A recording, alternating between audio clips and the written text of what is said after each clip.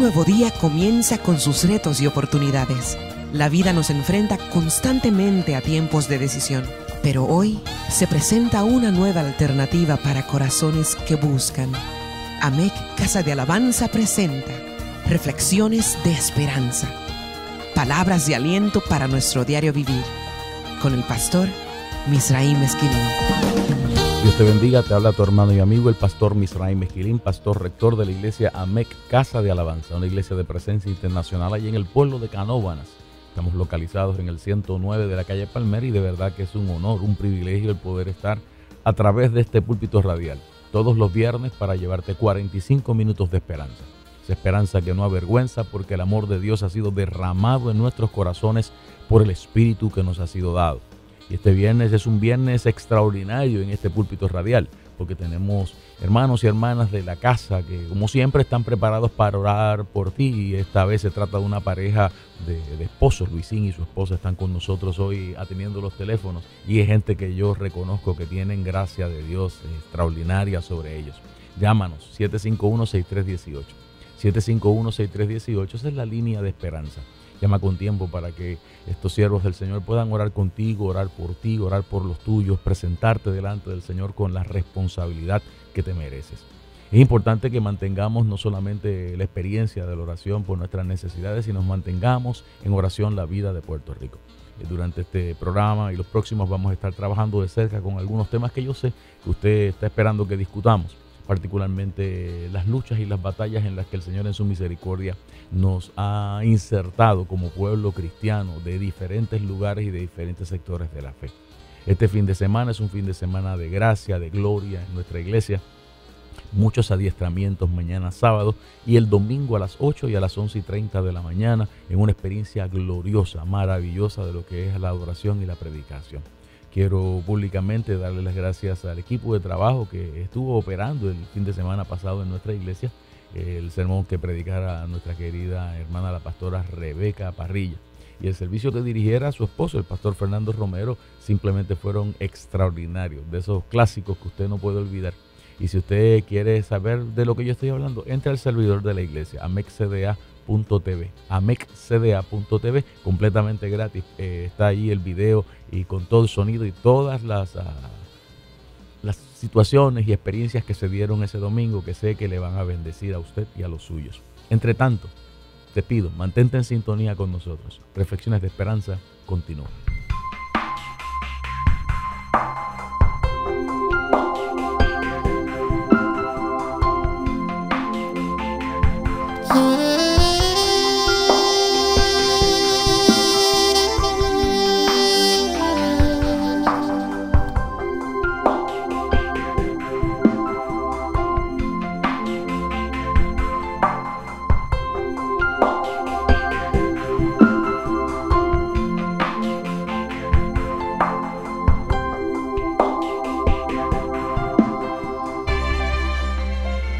Estamos de cara a una de las situaciones más interesantes, más intensas y más hermosas que la iglesia jamás haya vivido. Y nuestra generación tiene una oportunidad maravillosa que Dios le está poniendo en bandeja de plata para que nosotros tengamos la oportunidad de repasar nuestros principios, de hacer valer las columnas que sostienen nuestra fe. Algunos consejos sobre esta experiencia y de esta batalla son los que forman parte, adornan y alimentan la reflexión que nosotros vamos a tener con el pueblo esta mañana. Es importante entender que nosotros estamos de cara ciertamente a señales de los tiempos, pero el hecho de que sea una frase en algunos momentos trillada y usada como cliché para algunas personas, bajar la guardia y decidir no hacer nada al respecto, es nuestra opinión que es todo lo contrario a lo que debemos hacer. Me parece que aún aquellos que postulan que estos son los tiempos que estamos viviendo son simplemente experiencias que han sido profetizadas y que no podemos hacer nada al respecto, erran, fallan, simplemente al no conceder que la Biblia dice que la tierra se tiene que llenar de conocimiento de la gloria de Jehová, así como las aguas cubren el mar. Todavía hay mucho trabajo que hacer, hay miles, hay millones de personas que no han recibido el mensaje del Evangelio y la iglesia está aquí. Y mientras estamos aquí, luz somos del mundo. La agenda clara que se levanta contra la iglesia en esta hora es una agenda que se ha venido moviendo ya desde los años 70 y 80 con una fuerza extraordinaria. Literatura como After the Ball relataba cómo los movimientos homosexuales y lésbicos tendrían la necesidad de ir buscando cómo controlar los medios de comunicación, acercarse a las escuelas de periodismo, controlar las áreas de mercadeo, colocarse en posiciones de prestigio en los lugares donde se controlaban las fuerzas de anuncios y el poder económico, hasta poder conseguir el poder político y agenciarse la experiencia de ser reconocidos y de desarrollar su agenda tal y como en ese libro se presenta. Es interesante porque un tema subterráneo que les ayuda a mover todo este andamiaje es el tema del género, el tema en el que usted deja ya de ser una persona sexual para ser una persona que tiene un género, la identidad sexual como apareció en Stanford en el 74 por primera vez. Es interesante porque las veces que uno comienza a discutir este tipo de problema y de situación públicamente, la mayoría de la gente que está del otro lado de la verja acusa a uno de ser homofóbico. Y el que uno se oponga a la agenda homosexual a nivel político y legal no significa que uno sea homofóbico, lleno de prejuicios o que uno sea cruel. Al oponerse a esa agenda, uno lo que está es tratando de detener el esfuerzo que se está haciendo para cambiar el cimiento de las leyes, el fundamento de la familia, el fundamento de la sociedad que nosotros conocemos, para que ésta refleje en el punto de vista de los homosexuales, que son una clase minoritaria de personas y que quieren hacernos creer que las relaciones homosexuales son el equivalente de los matrimonios heterosexuales. El punto central del debate en muchas ocasiones giró alrededor de si era genético, si era neurofisiológico o si era el producto de las experiencias de una persona. Hasta 1973 la homosexualidad aparecía en el manual de la Asociación Psiquiátrica Americana, el famoso DSM, que va por 4 o 5. Y la Asociación Psiquiátrica Americana en el 73 se dio la tarea de eliminar la homosexualidad del manual de diagnóstico.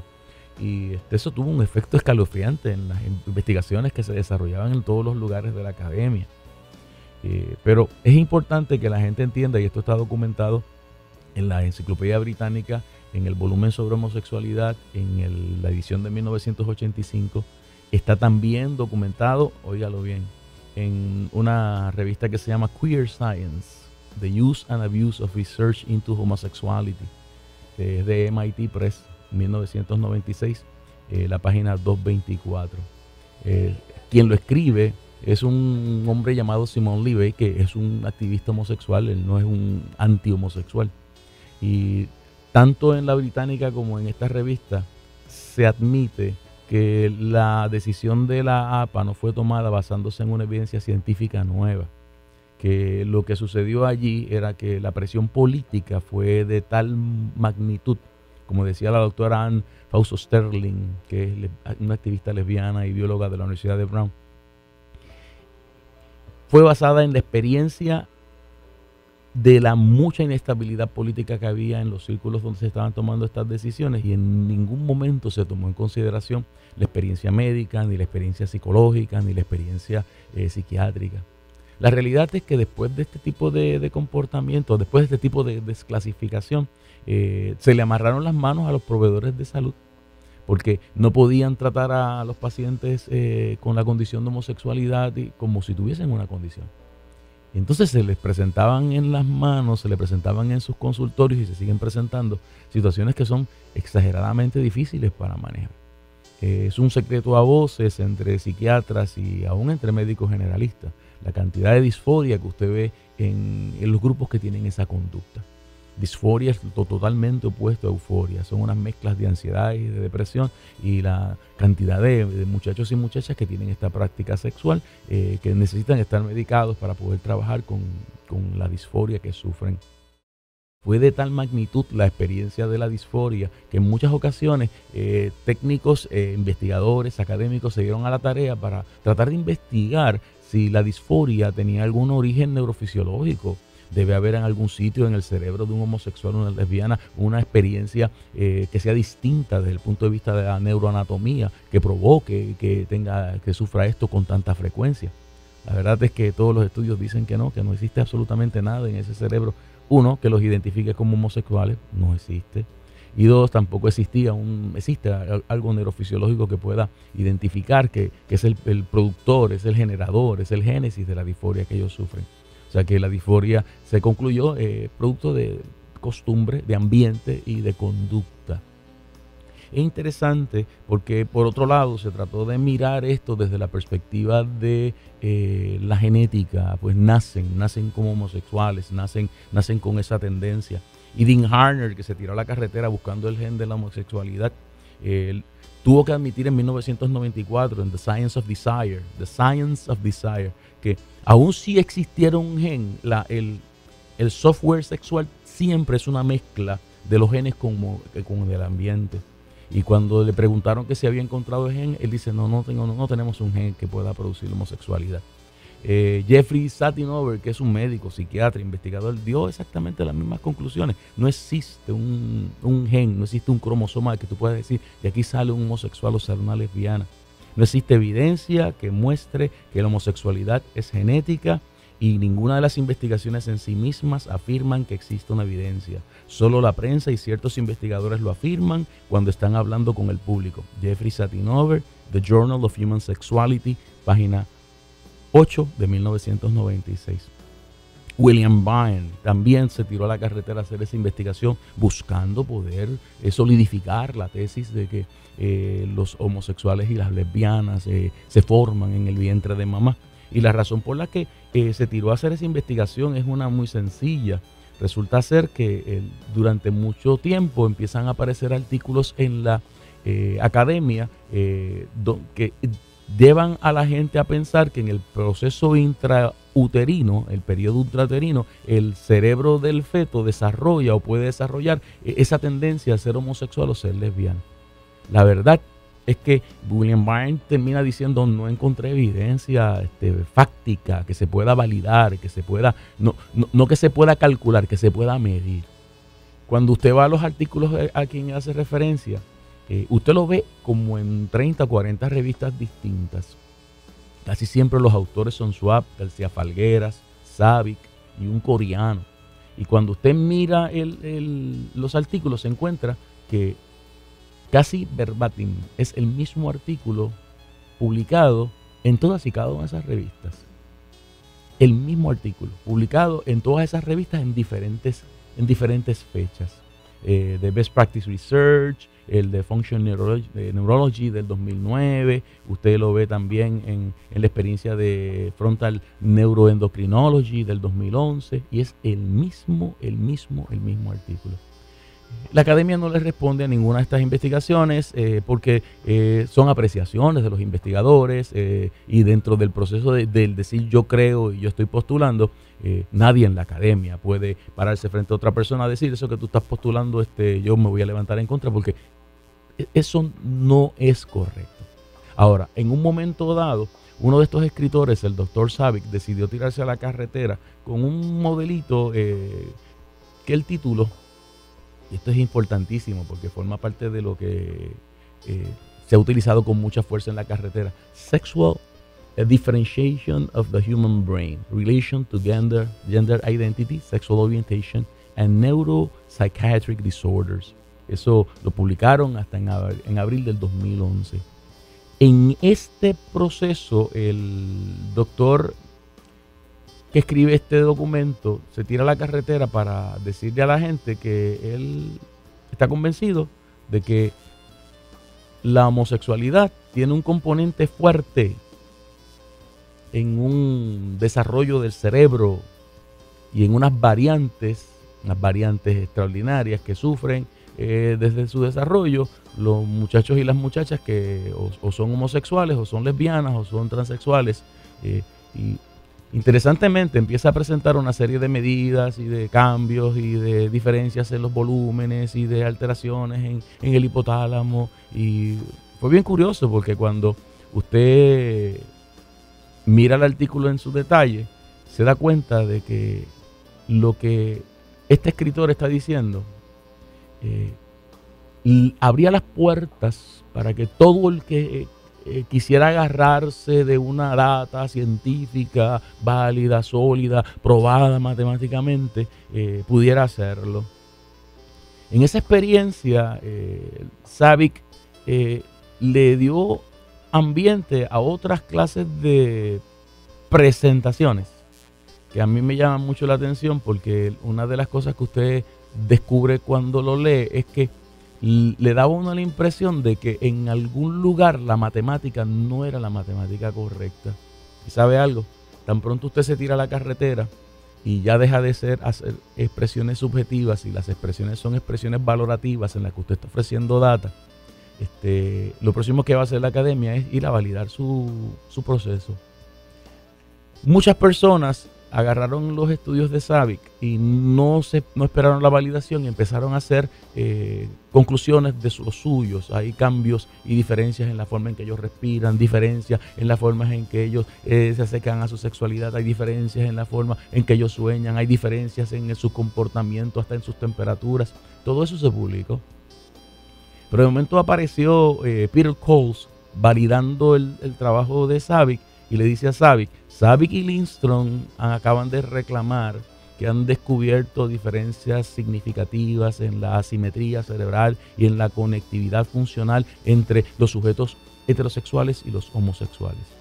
Desafortunadamente, el análisis estadístico que ellos presentan está dañado, afectado por un uso inapropiado de las variables y un uso equivocado de las ecuaciones estadísticas para ello. Y presentó el desglose. Eso lo presentó en los Proceedings de National Academy of Science del 2008. Y cuando se presentó esto, Savic inmediatamente le va a contestar. Y le dice que se sorprende que esa sea la posición del Dr. Coles, porque ellos entienden, tanto él como Lindstrom, que sus análisis son completos, están sólidos. En el segundo párrafo admite que ellos no manejaron bien las ecuaciones. En el tercer párrafo le contesta a la academia diciendo que él sabe que hay que hacer retest. Y en ese proceso de hacer retest se deben publicar los valores. Lo próximo que tenemos es a Savic y a Lindstrom diciendo los valores se sostienen, pero nunca los publicó. Como los lugares donde estos señores trabajan son lugares muy serios. Yo tengo aquí, por ejemplo, un lugar que se llama Stockholm Brain Institute. Este es el departamento de neurociencia clínica del Instituto Karolinska en Estocolmo. Estos no son evangélicos, estos no son católicos, no son adventistas. Este es un lugar donde posiblemente sea uno de los lugares donde más operaciones transexuales se hagan. Porque estas son académicos, estas son gente de ciencia y piensan que eso se puede hacer. Savic trabaja en ese lugar y su director, el doctor Albert, lo llamó para decir, tenemos que trabajar con el caso de la disforia y tenemos que ir a revisar la data que tú le ofreciste al planeta respecto a las diferencias que hay en los cerebros de los homosexuales y los cerebros de los heterosexuales, de las lesbianas y de las heterosexuales. Allí agarraron 48 hombres heterosexuales, se clasifican en la academia como HEM, y 48 mujeres heterosexuales, HEW. Y buscaron 24 gynephilics. Gynephilics son hombres que han sido operados para ser convertidos en mujeres. Transexuales. La sigla en la academia es MTF'. El interés especial es mirar la materia gris, la materia blanca, las fracciones de estas, la asimetría hemisférica, los volúmenes del hipocampo, el tálamo, núcleo caudato, núcleos accumbens, el putamen, y buscar las diferencias que Savic había visto en el proyecto anterior. Los resultados son los siguientes. Los cerebros de los transexuales convertidos de hombres a mujer son exactamente igual a los cerebros de los hombres heterosexuales y distintos a los cerebros de las mujeres heterosexuales. Puso una notita al campo en un volumen y dijo, La data presente no apoya la noción de que los cerebros de los transexuales estén feminizados. Esto es Cerebral Cortex, noviembre 21 del 2011, página 2525 hasta la 33. Cerebral Cortex, 2011, noviembre 21, página 2525 a la 33. No existen cerebros de homosexuales ni de lesbianas. Es conducta. Es conducta aprendida. Razones y formas, esto es multifactorial. Se va desde un ambiente donde hay una madre o un padre castrante hasta tener a un muchacho o una muchacha que haya sido sometido en su niñez a algún tipo de exposición de su sexualidad cuando está fuera de su alcance y de su capacidad y de su madurez, manejarla. Desde esta perspectiva, entonces nosotros no tenemos otra alternativa, gente, no tenemos otra alternativa que hablar estas cosas con la profundidad necesaria. Y hago este énfasis. Yo he pasado los primeros 20 minutos de este programa haciendo declaraciones técnicas y académicas, porque yo creo que nosotros como pueblo cristiano no podemos quedarnos en la emoción de la lucha que tenemos de frente. Tenemos la necesidad de sentarnos frente a todos estos materiales, asimismo a los materiales bíblico-teológicos, a los materiales sociológicos y educados como pueblo cristiano, comenzar a trabajar seriamente con la preparación de las próximas generaciones. Usted dirá, pero ¿y qué hacemos con la batalla que tenemos ahora? Esa batalla la ganamos mañana y pasado mañana va a aparecer otra. Y lo que nos va a dar sostén y lo que nos va a dar apoyo es nada más y nada menos que las columnas sobre las que nosotros podemos operar. Y esa no puede ser la emoción. Dentro de este proceso, argumentos teológicos para apoyar la homosexualidad. Hace muchos años atrás se tiró a la carretera un escritor teológico que decía que la Biblia no condenaba la homosexualidad porque en el caso de Sodoma y Gomorra, lo que se estaba condenando allí era que en Sodoma y Gomorra había un pecado de hospitalidad. Habían dejado de ser hospitalarios porque en Ezequiel y en Jeremías habían datos al respecto. Es bien curioso porque en ese tipo de argumentos se tiraron una serie de teólogos que uno quiere y respeta y empezaron a validar esa posición. Pero yo creo que el error que cometieron fue no ir a los argumentos bíblicos críticos para hacer sus apreciaciones. Se fueron por lo que nosotros llamamos el reader response, que es un argumento válido y correcto a la hora de hacer interpretaciones bíblicas.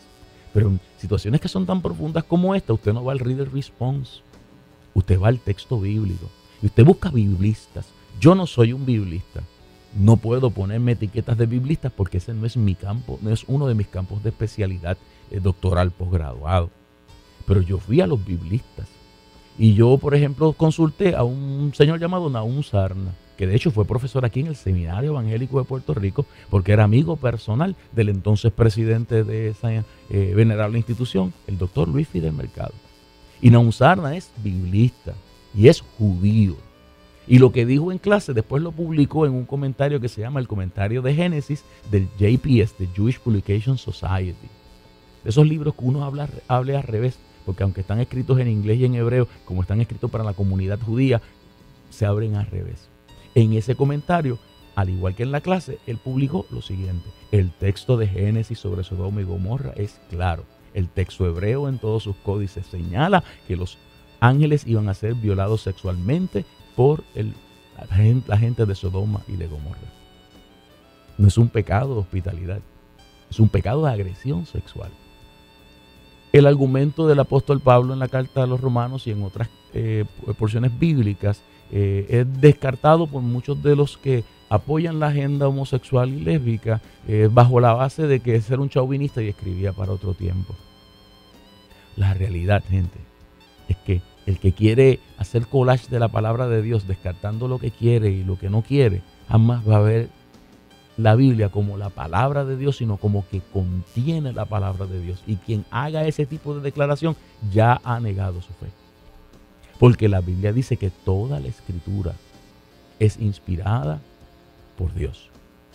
Toda la Escritura. Los que me escuchan hablando así en los círculos liberales, pues piensan que es que yo soy un homofóbico que he estudiado siempre entre fundamentalistas, y esto que voy a hacer, por favor, no es un ataque de pedantería, es para poder poner los puntos sobre las IES. Yo soy egresado del Seminario Evangélico de Puerto Rico. Por gracia de Dios me pude graduar con honores de esa entrañable institución. Y mis programas doctorales incluyen el ir a uno de los seminarios más liberales que tiene la nación en Chicago. Y tener la oportunidad de defender todas estas posiciones que yo estoy defendiendo a través de la radio en lugares que son liberales.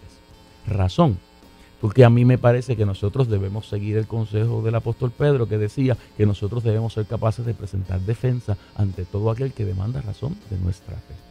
Y dicho sea de paso, y lo digo otra vez para la gloria del Señor, mi tesis doctoral fue premiada como la mejor tesis del año y el mejor promedio académico del programa doctoral de ese año.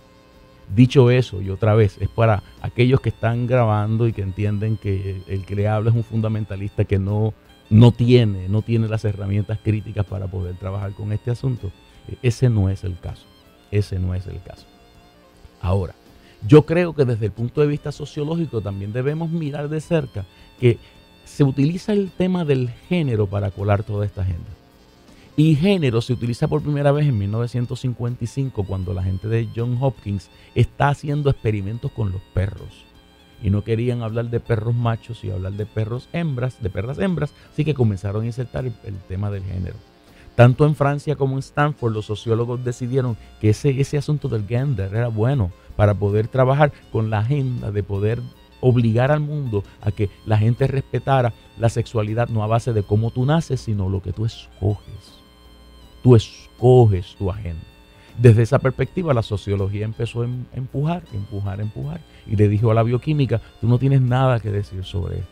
Le dijo a la genética, tú no tienes nada que decir sobre esto. Le dijo a la neurofisiología, tú no tienes nada que decir sobre esto. Le dijo a la Biblia, tú no tienes nada que decir sobre esto. Nosotros como sociólogos nos estamos imponiendo y la gente tiene la capacidad de escoger su identidad sexual. ¿Por qué a la bioquímica? ¿Por qué a la neurofisiología? ¿Por qué a la medicina? ¿Por qué a la Biblia?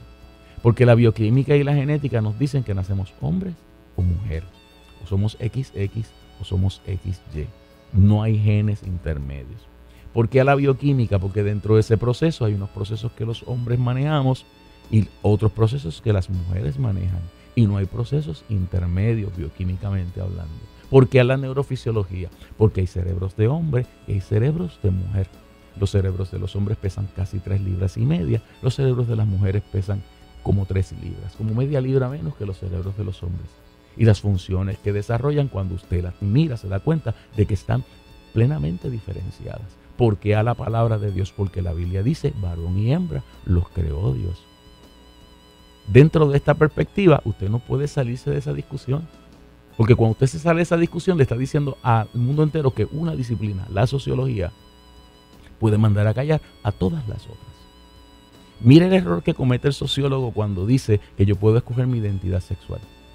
Yo puedo entonces, como alguien que tiene libertad para escoger su identidad sexual, ser perro, ser caballo, ser gallo, ser chivo, ser toro. Yo tengo ese derecho. Esto que yo estoy diciendo suena a burla y no lo es. Es que hay países que ya han considerado eliminar la pedofilia como un delito y darle a la gente la oportunidad de escoger sus parejas y de desarrollar su identidad sexual como ellos deseen. Yo tengo un problema muy serio con eso. Porque si dos adultos quieren hacerse pedazos practicando sexualidad como a ellos les viene en gana y se quieren matar en el proceso, ese es su problema. Pero en el momento en que quieren empujar esta práctica y esta conducta para que los hijos nuestros y nuestros nietos en las escuelas salgan a los recreos a besarse los muchachitos con los muchachitos y las nenas con las nenas, a quitarle las muñecas a las nenas porque eso es un juego que es discriminatorio, a quitarle los carritos a los nenes porque eso es un juego discriminatorio, enseñarle cuentos de que los dos príncipes viven juntos y son papá y se besan. En ese momento yo tengo un problema. Primero con mi fe y segundo con el estado actual de derecho de este país, que dice que el matrimonio es entre hombre y mujer Y el que enseña otra cosa va por encima de lo que la ley dice, y es maltrato de nuestros hijos. Escuchen bien lo que nosotros estamos diciendo a través de la radio. Es importante que entiendan que el planteamiento es este: la libertad de expresión, la libertad de conducta que puede tener un ser humano no puede pasar por encima del derecho que tengo yo, que tienen mis hijos y que tienen 1 y casi 2 millones de cristianos, católicos y evangélicos de este país, a la dignidad. Porque lo que sentimos que se está lesionando es el derecho a la dignidad. Y es un derecho tan alto y tan alto y tan alto que no necesita legislación para ser defendido, porque está protegido por la Constitución de este país y también protegido en Estados Unidos. ¿Por qué menciono que hay que mirar los argumentos médicos? Por los pasados año y medio, los pasados 18 meses, el CDC de Atlanta, que es el centro que controla y que habla de cómo se están manejando las enfermedades en todo Estados Unidos, ha estado publicando informes de cómo se disparan las enfermedades de transmisión sexual en el país. Es violento lo que están presentando. Están diciendo que nosotros estamos enfrentando ahora mismo una serie de cepas de enfermedades de transmisión sexual que han estado mutando y que se convierten hasta en inteligentes, y que no están respondiendo positivamente a los medicamentos que nosotros tenemos. Informaron, y forma parte de sus documentos, los grupos homosexuales están a la cabeza de esta clase de enfermedad. Se anuncia, y esto no tengo que ser profeta para ponerlo sobre la marcha, se le da rienda suelta a este tipo de conducta y los costos médicos empiezan a subir. Porque los tratamientos que se requieren para enfermedades que se desarrollan en ese tipo de conducta son tratamientos y costos médicos que nosotros no hemos considerado. Esto le va a costar miles de millones de dólares al erario, porque ya está desatando una cantidad de enfermedades para las que nosotros no tenemos respuestas. Que eso se parece a lo que el apóstol Pablo dice en Romanos 1, los versos del 18 en adelante, que el que practique este tipo de conducta lleve en su cuerpo las marcas. Santo y bueno, ya Dios lo dijo hace 2000 años atrás a través del apóstol Pablo. ¿Cuál es el mensaje? Mire, nosotros estamos de cara a una de las primeras grandes batallas que esta generación ha podido ver en el siglo XXI. El 18 de febrero nosotros vamos como cristianos, como evangélicos, como católicos, como adventistas, hasta los musulmanes quieren ir. Porque todo aquel que respete la familia puertorriqueña debe darse cita ese día, que es día de fiesta, frente al Capitolio. Todos aquellos que creemos que nuestros hijos y nuestros nietos merecen heredar un Puerto Rico que se respete a sí mismo y no un hospital, debemos estar allí. Aquellos que piensan que esta concentración tiene visos políticos, les voy a hacer una aclaración. Los que están ahora en el poder han creado este problema. Los que salieron no eran mejores, porque pudieron haber aprobado una enmienda a la Constitución para elevar a rango constitucional el matrimonio entre hombre y mujer, y no lo hicieron. Son iguales. Nuestra agenda no es una agenda azul, ni roja, ni verde. Es una agenda cristocéntrica. Durante el tiempo que espera al 18 de febrero, hay un reclamo que te hago a ti, que eres creyente y que me escuchas. Todo esto que estamos haciendo es la parte que nos toca. Hay algo que no hemos mencionado mucho y tenemos que hacerlo. No son nuestros molleros los que nos van a dar la victoria, son nuestras rodillas. Y yo estoy pidiendo desde este púlpito radial que todos los fines de semana, desde aquí hasta el 18 de febrero, miles de iglesias se abran para invitar al pueblo a ayunar y a orar. Miles de iglesias se abran para concentraciones de oración. Que haya gente ayunando de lunes a domingo, que se hagan los turnos para que la gente ayune y ore por esto, para tirarse delante de la presencia del Señor, pidiendo la intervención de Dios y su misericordia. Pero que los sábados, los domingos, los días que no haya actividad en la iglesia, se puedan hacer arreglos para que hayan 3, 4, 5. Si hay 2 o más clamando, ya usted tiene la victoria. Si podemos conseguirlos, yo les voy a garantizar que el cielo se va a abrir. Y lo que nosotros vamos a ver no es una demostración de fuerza humana. Vamos a ver el poder de Dios en acción. Hay un documento con una serie de puntos que ya se ha ido circulando a través de centenares de páginas de internet cristiana. Búsquelo. Tiene los puntos que usted va a utilizar en sus discusiones. Y hay un documento donde hay unos teléfonos a donde hay que llamar. Son los teléfonos del la Cámara y del Senado. Es tiempo de que usted llame a su senador de distrito y a su senador por acumulación, a su representante por acumulación y a sus representantes también por distrito. Y usted no le va a gritar, usted no le va a hacer la vida imposible, usted le va a decir que usted es un ciudadano que vive en el distrito que él o ella representa y que usted tiene una objeción a ese documento y a esas leyes y a esas directrices ejecutivas que se están levantando y usted quiere oponerse.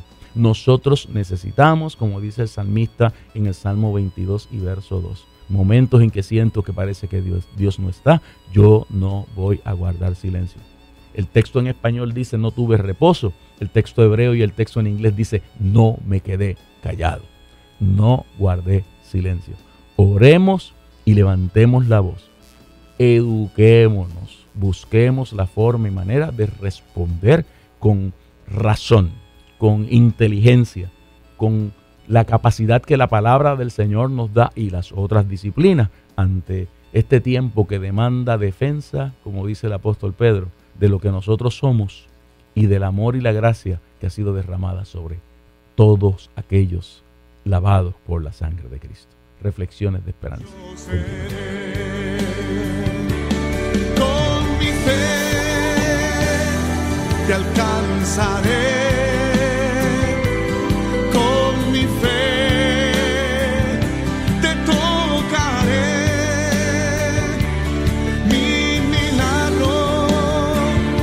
Recibiré y sé que transformado yo seré, y sé que transformado yo seré,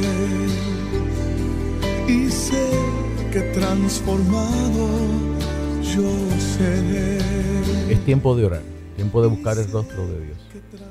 Texto bíblico que nos dice: si se humillare mi pueblo,